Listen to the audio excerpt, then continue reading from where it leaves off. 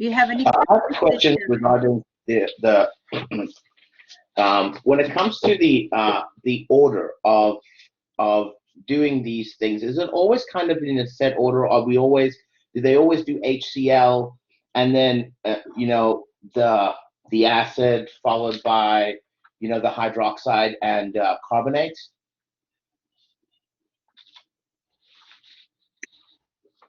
Is it like always a set way of doing these when doing qualitative analysis? Is basically what I'm saying. Is it step one, step two, always the same? For a specific group of cations, that it would be a specific set, because But that's if we know what's in the solution, correct? If we don't know, like if we just have a solution and we're trying to figure out what's in it, correct? Would we start in a specific order, or obviously if we know which ones to use, either HCl or we're going to use whatever to separate it out. But if you didn't know, would you always start with that order going down? First, like to answer your question in general, you are going to start with the reagent that would precipitate a minimum number of cations first, right? So if you know that you only have like 3 that would precipitate with HCl, then the best way would be to start with the HCl. Then the answer to your question is yes, that's the order. The reason why we are starting with HCl is that if we start with HCl, we are going to precipitate limited number of cations, and those cations, when they go to precipitate, when they go to the solid phase, there is still way of separating, like adding hot water. So these have been experimentally found, and the experiment has been evolved and developed over the time. Like, what would be the best order? Then yes, you would use the HCl first, and then the hydroxide, then the sulfate and the carbonate and all that. Yes. Thank you. You're welcome. Very good question. Yes, Alex, again. Same question or different questions? Yes. No, I had a question. So just to make sure, you're good. Is the pre-lab based off what we think is gonna happen, or do we have to provide like support? If that makes sense. Okay. The pre-lab, yes, it does. The pre-lab, the answer to the pre-lab questions is based on the theory, is based on what has been covered in the lab for experiment 1, for example, week 1 experiment for the known samples. So when you read the theory of the experiment, you look at the flowchart and the procedure. So when you read the up to the procedure part of the experiment, basically it's the entire experiment, you should be able to answer those questions. I will go over some of those questions today also, just to see the connections. So next time when you're reading the experiment, when you're answering questions, please don't go to answer the questions. Do not search for the answers either. If you search for the answers, there are other people who design different experiments, and the order could be different, or the reagents that they are using could be different. So we don't want to search for the answers on the internet at all. So we want to make sure that the answers are based on what's in this ebook. So because I think sometimes it's a little tricky the way they ask the questions in the pre-lab. I noticed that last semester when I did Chem 1, the questions sometimes are a little tricky with the way that they're asked. And so basically you're just looking at all the answers for the pre-lab are in the theory part, correct? Yes, either theory or the procedure, yes. I had another question. Sure. So you say to read the flowchart and the procedures, but for a question, it said to use lead and Bi, but in the procedures, it used copper and lead. So I was confused. Like I did my best, but I just wanted to make sure like if we'll be graded like harshly on the pre-lab since like it's what we think is gonna happen, if that makes sense. Yes, it does make sense, and there is more than one acceptable answer. If it does make sense based on the procedure or the flow chart, both of them are acceptable. Yes. And you get partial credit also.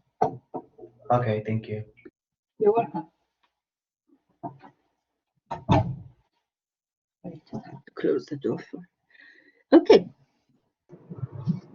I'm sorry. I actually forgot to submit my pre-lab before class. Are you gonna be able to take it in late? Because I did it. I didn't know that I was supposed to submit it before class.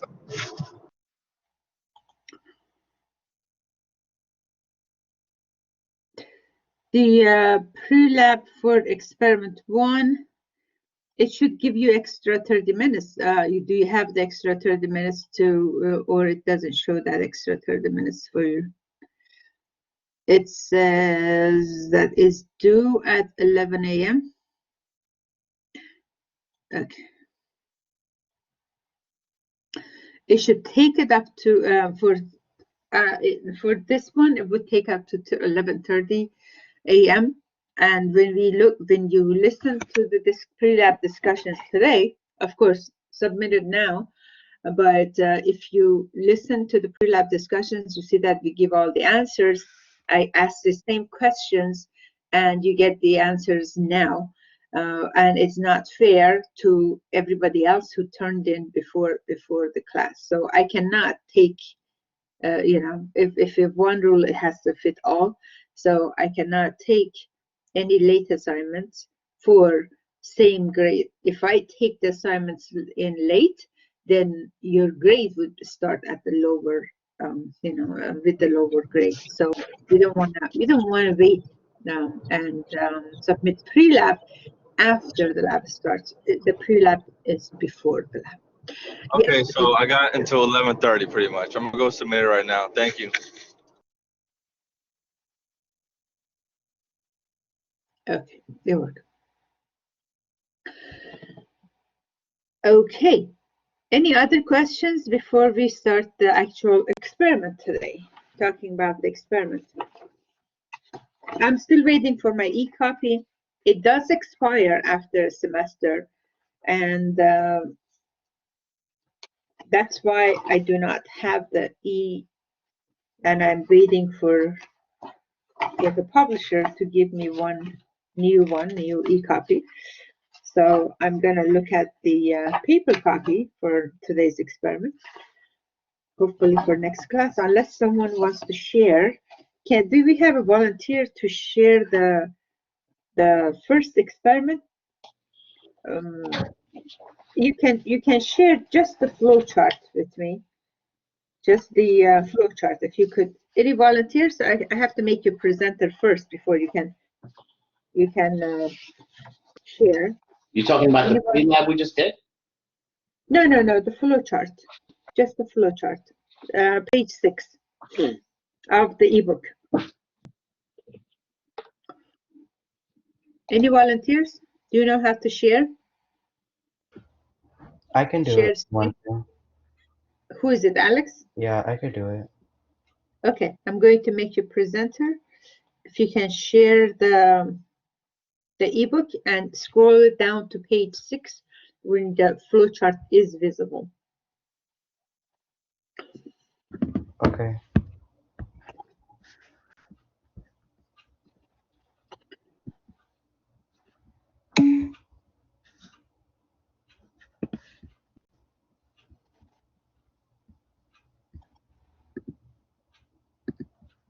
How do I share my screen?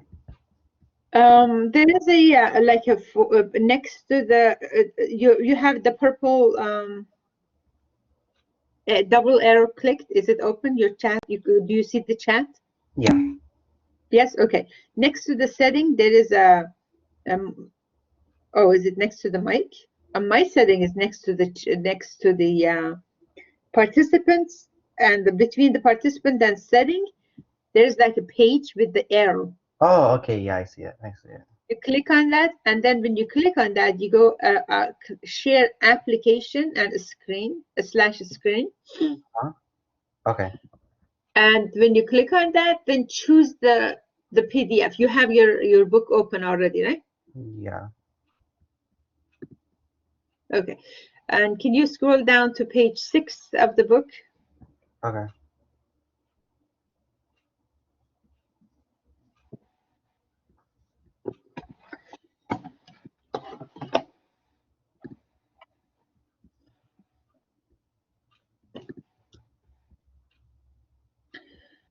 Okay.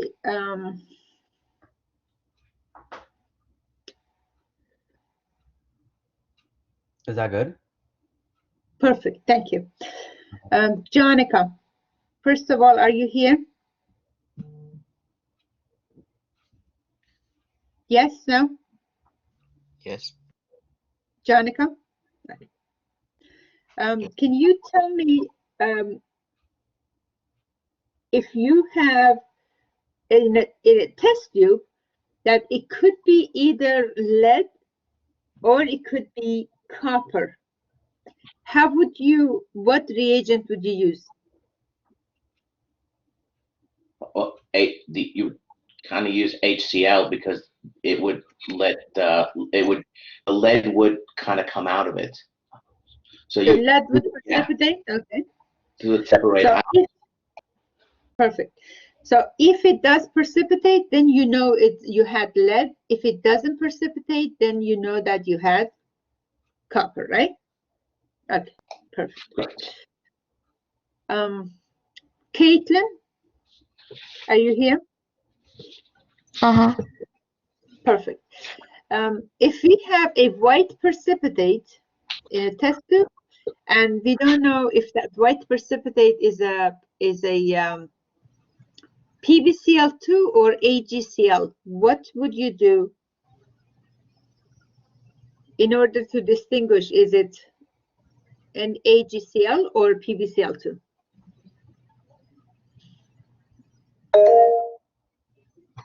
I'm not exactly sure. Align?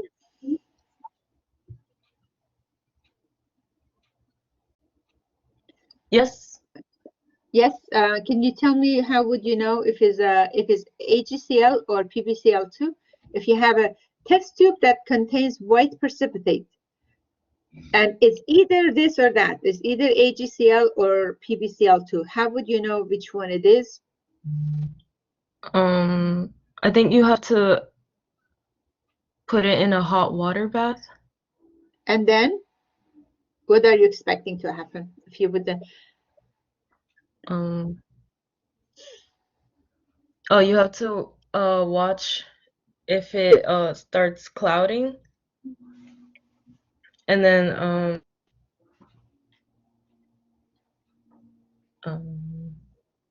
don't know. I don't know after that. Isabella, you had your hands up. Can you tell me what to do? Was that to answer this question, or you had a question? Isabella. Yes, sorry, my microphone wasn't working for a second. It was to answer this question. Yes, please. I was gonna say that you would add it to a hot water bath, and if it dissociated, then it would be PbCl2. Are you adding to hot water bath, or you're adding few drops of hot water into it and then you place in the hot water bath? You would add hot water to it. Yeah, because you're not just heating up, right? You're adding, unless it has liquid in there. If it's just a solid, you have to add some water, and then you place in the hot water bath to heat up. If it dissolves, indicates that you have PbCl2. If it doesn't dissolve in hot water, or if it doesn't dissolve in hot water, that means is AgCl. Andre, you had the same answer? Yeah, I had the same answer. Yeah, you Okay. need the heat because when you add the heat to PBCl, it becomes, the hotter it gets, the more soluble it gets, and the more it will dissolve into. The key is that you must have water in there also, is that you're adding hot water.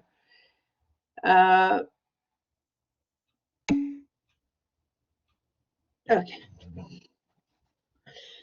You were not supposed to watch the video, but let's say that was the question, and that was a question in the pre-lab. That was a question number 2 in the pre-lab, right? If you look at the chart, can you concentrate on the chart? On the left side, where you have the solid box that you have here, what is actually saying is saying that you have PbCl2 and AgCl. When you add hot water, the AgCl is going to stay solid. You see the S symbol. And PbCl2, it would change to aqueous solution. So this information is there, but the question is not just like always straightforward. What's going to happen if you add hot water, if you have a mixture of AgCl or PbCl2? Sometimes the question is changed and it says, if we have an unknown, we don't know if it's AgCl or PbCl2, what would you do in order to identify, and what's the evidence? What evidence you are waiting for, looking for, to confirm that you had. Would you be able to confirm actually with that you have a PB? No. Or do you have to confirm it with another reagent? Natalie? Natalie, are you here? Can you answer the question? How would you confirm that you have a PB? I'm not sure, Miss. Okay. So you are present, but I'm going to give you a hint. I just said that if you look at the flowchart, you should be able to answer the questions like this in the pre-lab, right? What do you see on the flowchart? On number 2B? I'm not on the flowchart. Is for me is like a 1C. I have a 1B that you're adding hot water, right? And after you separate to the AgCl and PB, then you're continuing with the PB because PB is not confirmed at that point. And when you're confirming, you can see the, Alex, can you highlight that area? Just take your, because if I'm showing, if I'm using the mouse, I don't know if you can see where the mouse is. Just move your mouse to the PB2+ in the flowchart, please. Yes, right there. You have the PB2+, and then you are going to add potassium chromate. When you add potassium chromate, again, it changes to precipitate. So when it changes to precipitate, now you know that it's confirmed that you had a PB2+. Okay, very good. So to answer those questions, you can, like, this is for the next 3 weeks. Flowchart is a good place to start. You may not see all the answers in the flowchart, but most of them you would find it. If you can read the flowchart, you can use the flowchart. You know those symbols, what does arrow means, what those boxes means, the S and the AQ and those steps, what they mean. You can answer most of the questions from the pre-lab and often from the data sheet. Data sheet also, you can answer a lot of questions using the flowchart.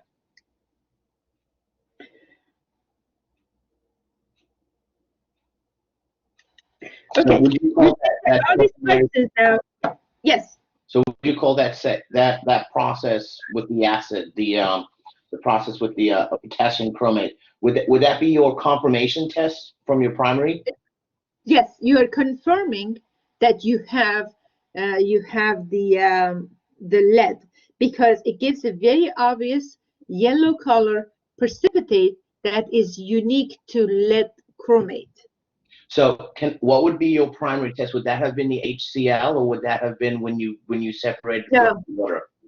No, good questions. It looks like that you have studied very well, and you also use different sources. because I don't refer to primary and secondaries. So the first step, when you are adding the HCl, that's just is a separation, is not confirmation. When you add hot water, if it dissolves, that means that is the primary test. Gotcha. And the secondary test or confirming is adding the potassium chromate. When you add potassium chromate, it gives you a yellow color precipitate. Now, for AgCl, AgCl does not dissolve in hot water. So if some precipitate, let's say we have a test tube, and I'm going to just make it more fun. And Daniela, you have a test tube that you have white precipitate.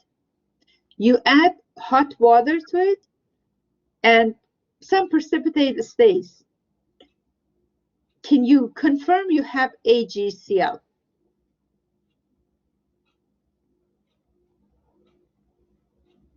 Daniela, first of all, tell me if you're in. Hi. Yeah. Just Okay, hi. give me a moment. Good. I'm trying to think. No, that was for attendance. Now I'll wait for your answer. Okay. If you add hot water to a test tube and some precipitate stays, would that confirm that you have AgCl? Yes. No. Okay. If no, what is the how would you confirm it?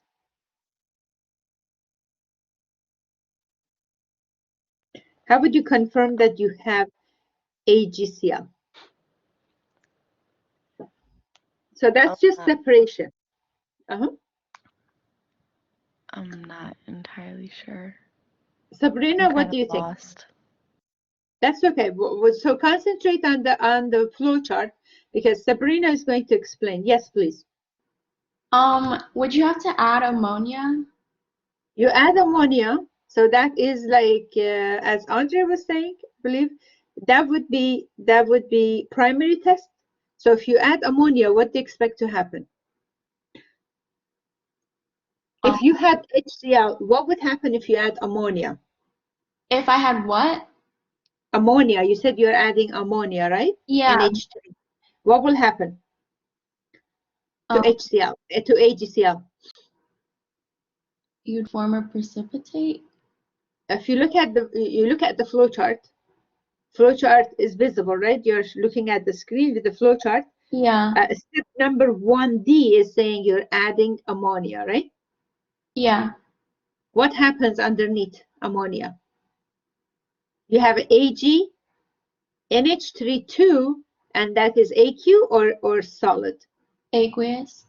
Aqueous. So what does it mean is aqueous? That means that the AgCl dissolves when you add ammonia. So the answer is yes, you add ammonia, and when you add ammonia, it would dissolve. It would dissolve the precipitate. Would that confirm you had precipitate at that stage, or that is just a primary indication? Just the primary. And then how would you confirm it? You'd have to add HNO3. If you add nitric acid to that solution, you add enough nitric acid to change the solution again acidic enough, then AgCl comes back. So AgCl is going to be soluble in ammonia, but is insoluble in acidic solution, in acidic pH. So you do 2 steps in order to confirm that you have the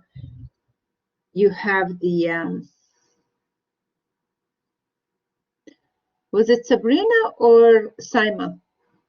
Sabrina. Sabrina. Yeah. Sabrina, I got it. Okay. Yes, Janelle. So you said that AgCl isn't soluble in nitric acid. It's not soluble. What does it mean is not soluble? So these are good questions. So you kind of get the feeling of what does it mean when you say it's not soluble? How do we know it's not soluble? What does it mean it's not soluble? If it doesn't dissolve, how do we know it doesn't dissolve? From this table? From the chart? How do we know that it doesn't dissolve? Because we haven't done the experiment, but how do we know from the chart that it doesn't dissolve? It says S for solid, right? S for solid. A solid forms.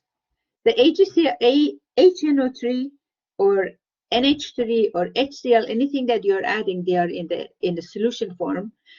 So when a solid forms, it turns cloudy or precipitate forms. That means something formed, even though there is liquid in there or water in there, it didn't dissolve. So, so if it doesn't dissolve, it turns to solid compound, and there's the S designated S, letter S or symbol S designates that it precipitates or it doesn't dissolve. So if you look at the flow chart, you get that, right? Or look at the flow chart again, you could see that, right? Based on the explanation, is it clear?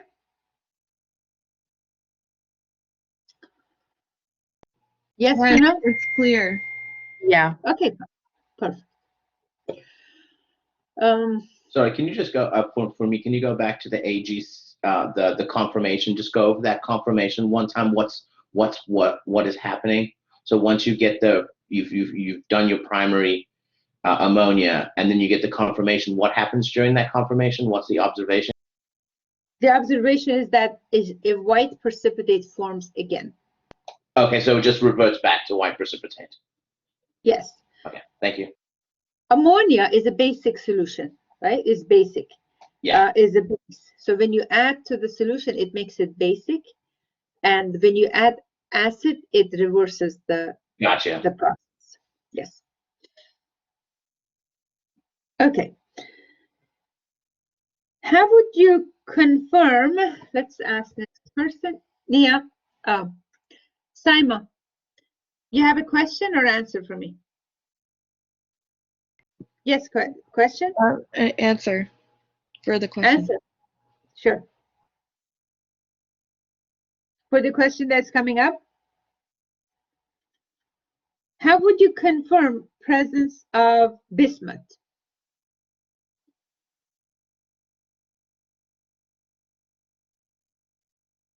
How would you confirm presence of bismuth? Would it be with since the HCl, when it was added, it doesn't have a reaction with that, however it does with the PB? Okay, that's the question to the pre-lab. I'm asking general question from the chart. How would you confirm that you have bismuth?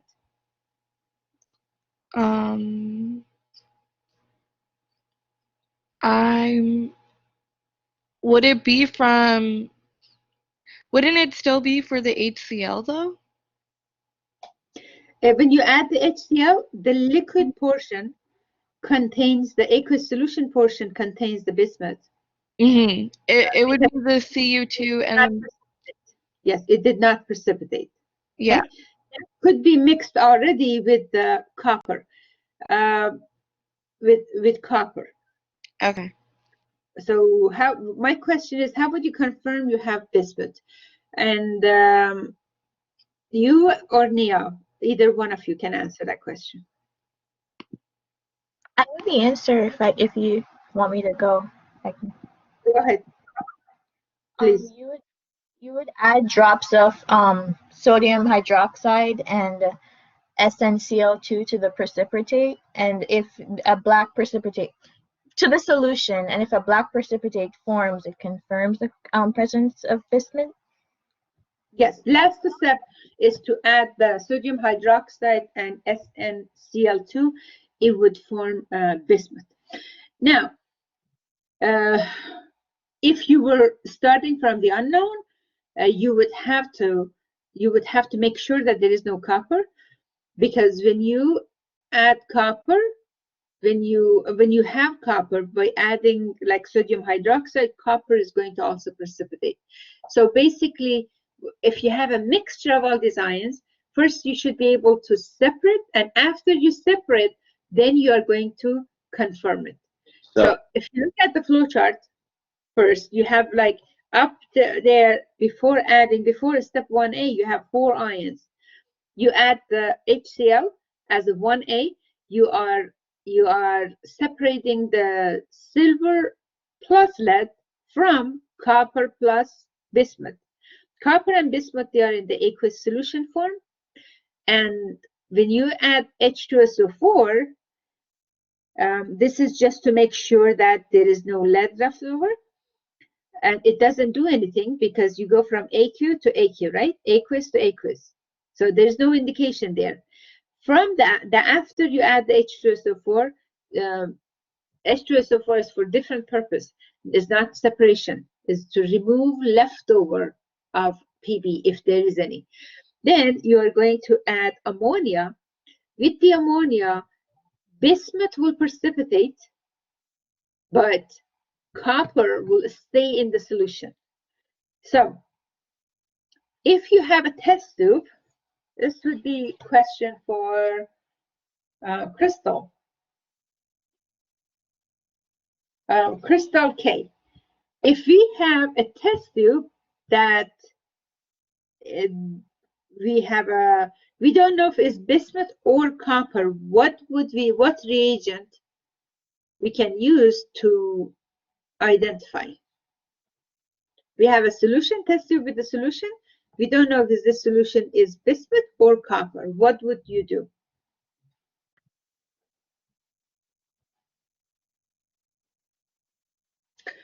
Crystal or Navid, either one. I just had a question. Is there a better way to follow along other than the flow chart? Maybe could we go through the lab manual itself? We're just looking at the flow chart. I think a lot of people are confused right now. Well, if you have read the lab manual, then the flow chart makes more sense. Flow chart is like a picture, and Right. the expression of a picture, what's the actual expression? So the picture says 1,000 words. So Right. instead of scrolling up and down, going through the pages and steps, dark royal person, yes. So when you have the when you see when you read the lab manual, then the flow chart makes more sense, because if I didn't read the lab manual or I didn't write the experiment, then how would I know adding H2SO4 is for lead, to separate the lead? That's based on the prior knowledge or based on the procedure. Yes, you have to read the procedure, you have to know the steps in the procedure, and I said one like shortcut to be able to understand or answer the questions, or for my pre-lab discussions, I'm going over the flowchart, which is the summary of all the procedures. Yes, at least it gives you the reagent. It doesn't give you the exact number, so you still have to go through the procedure to see how much you have to add and in what step you have to do the centrifuge and how would you separate it. Okay, Crystal, you said that we are adding the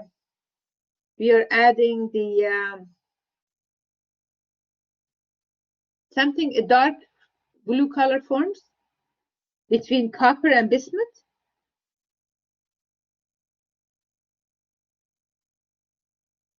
To separate copper from bismuth, or to identify you have copper or bismuth, what reagent would you add? If you have a solution that is mixture of copper and bismuth, what would you add to separate them? Naveed? NH3. Okay, Crystal.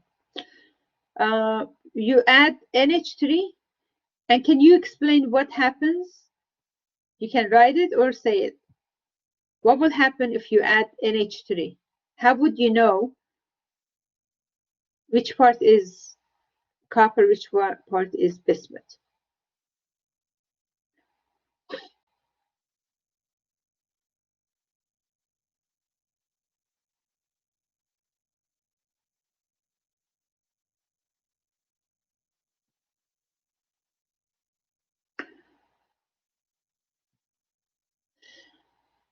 Okay. Luke, are you here? Yes, I am. Okay, can you tell me what happens if you add NH3? So if you have copper, it's going to turn a dark blue color. It'll still be aqueous, but if it's bismuth, it'll precipitate. I believe it'll form a white solid of bismuth hydroxide. Yes, it will form a precipitate. So it will, if it's bismuth, it will precipitate, and the copper would stay in the solution. That's how you separate copper from bismuth. And how would you confirm, Alana? How would you confirm copper, presence of copper? What reagent? You can read the reagent or say the reagent or type the reagent. I think it would be the CH3. Okay, CH3COOH. If you read the CH3COOH, what does it do to copper? What would be the change after adding CH3COOH?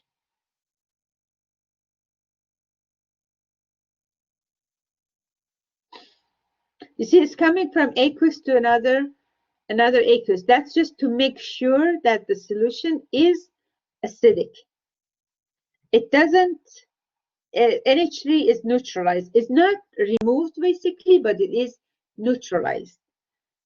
So the solution becomes acidic.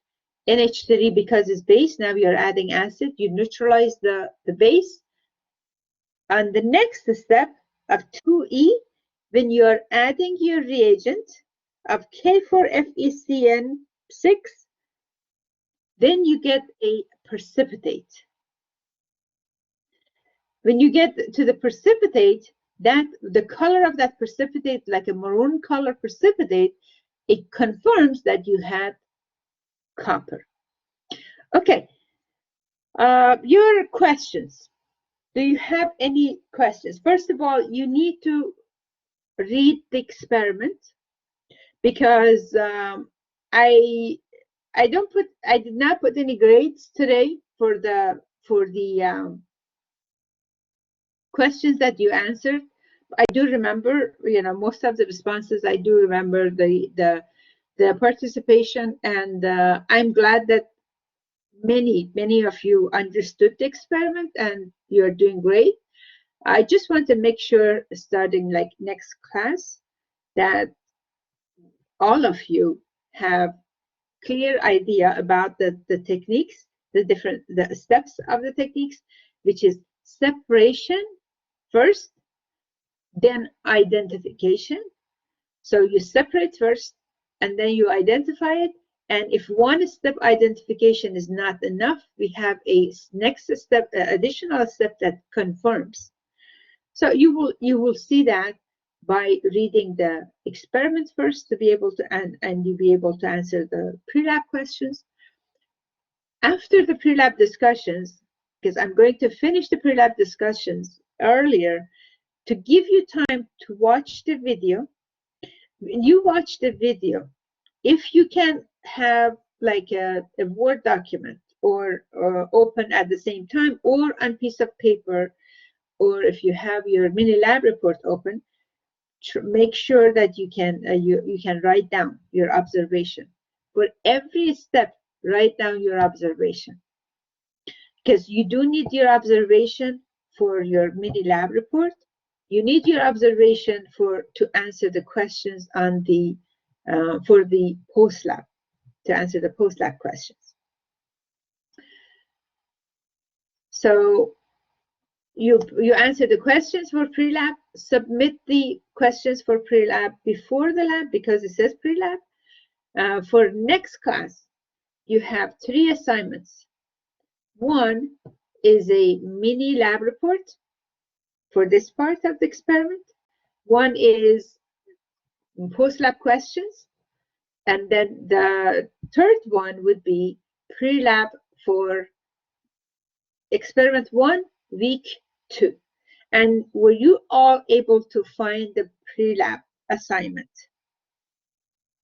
Thank you for sharing, Alex. You don't have to share anymore. Do you have any questions?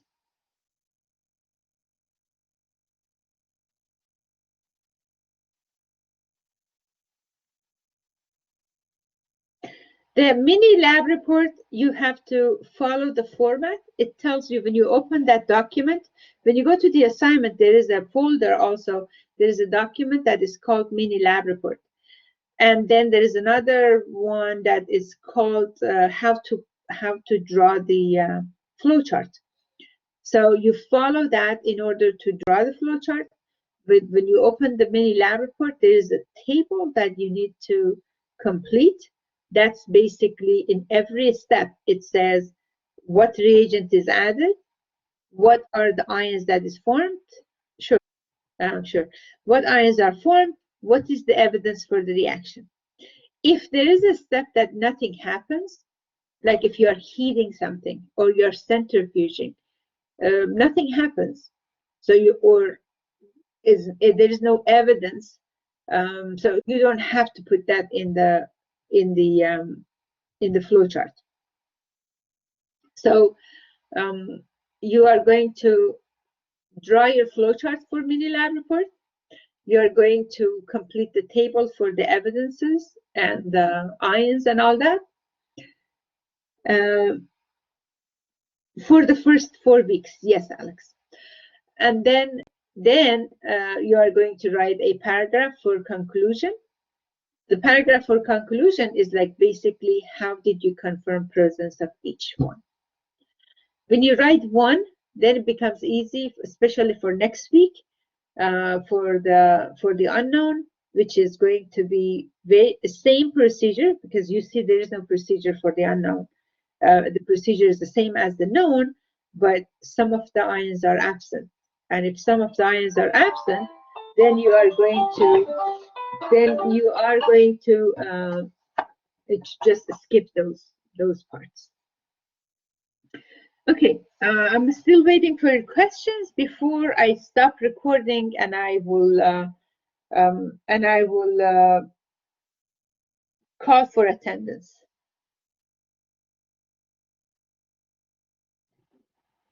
Any questions? Let me go to chat, make sure that I answered all of your questions.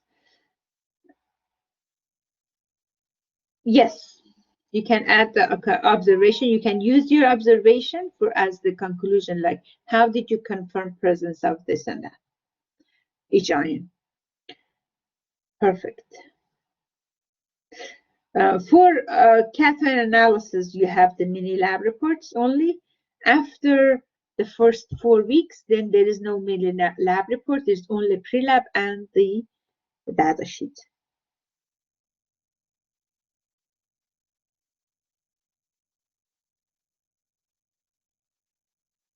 You add your observation to the pre-lab pre-existing flowchart. No, you have to build the flowchart, and when you watch the content starts with, for the known sample, you copy the content from the flowchart that is in the ebook into the flowchart that you made in the Word document, and then you add your observation to it. So because this is a PDF file, you cannot copy and paste, or if you copy and paste, you cannot write in it. So what you do, you make your own flowchart in the Word document to be able to write, and the information that goes into the flowchart is exact same information you have on the page 6, plus more, plus the observation. Yes, Jana. Okay, so we're copying and pasting the exact same flowchart you said, but just like making it our own. Not copying and pasting. You're just typing the exact same information into, because Yeah, so basically you make the so just like flowchart. Making our own, but with the same like information. You are making the flowchart. The look of the flowchart, the backbone of the flowchart would look like exactly the one that you have on page 6, but then you are going to write in it. You type in the information. Okay, and then we add our observations in the conclusion? Yes. Okay. But start with the template that I sent you. Is in the assignment folder for the mini lab report. So that way you don't start with the essay. It's not an essay. It's just that just fill in the template. Okay. And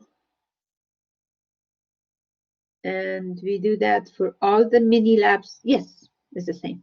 The format is the same for all mini labs. The flowchart, do we add our observation to the pre-existing? You make so I answered that question. You make the flowchart and you add your observation to it. We talked about the mini lab report.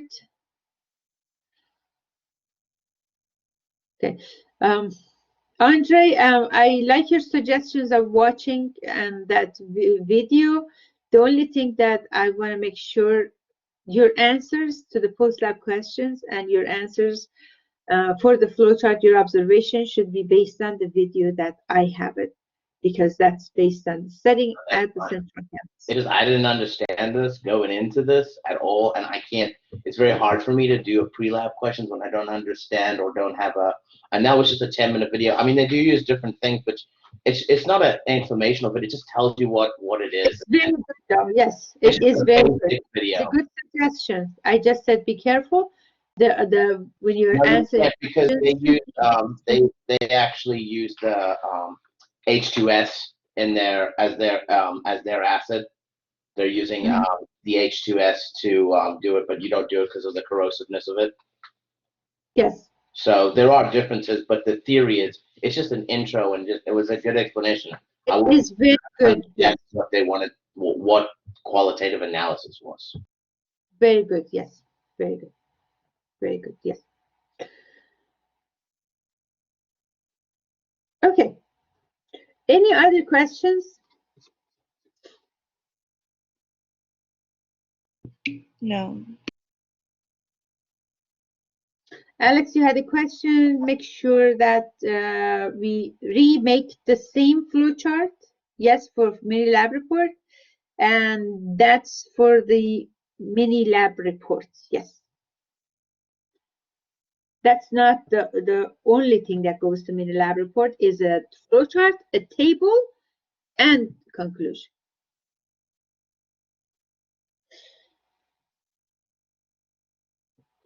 Give me just one. Let me see what I have here. Do you have anything that we could look at as an example? I am actually going to. All right, thank you. To share with you. CHM 1046L. I think from last semester.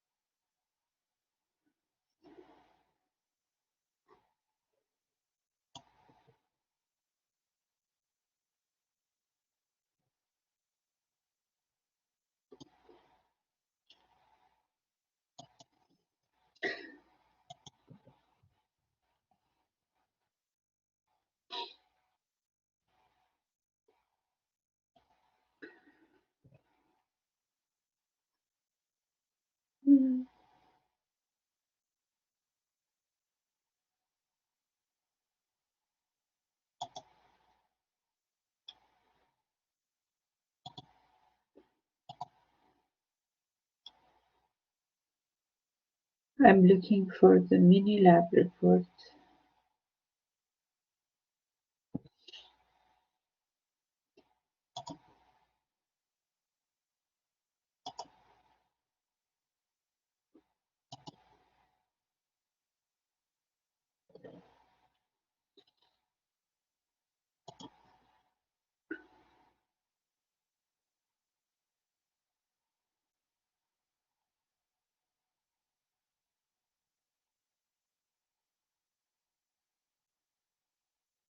Okay, let me find it and I post it. I didn't wanna. Okay, I'm going to find it and change it to PDF and post it for you on the announcement, like within the next 10-15 minutes. So this way you have, you have an idea, but I make it PDF, and please do not copy and paste because I don't want percent similarity or high percent similarity in there.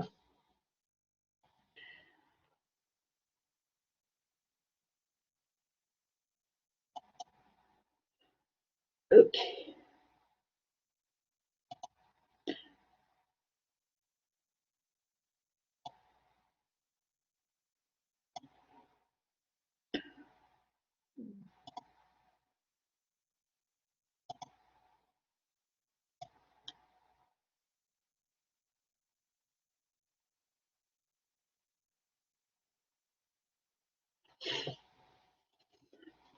Okay, I will post one, a PDF copy of it.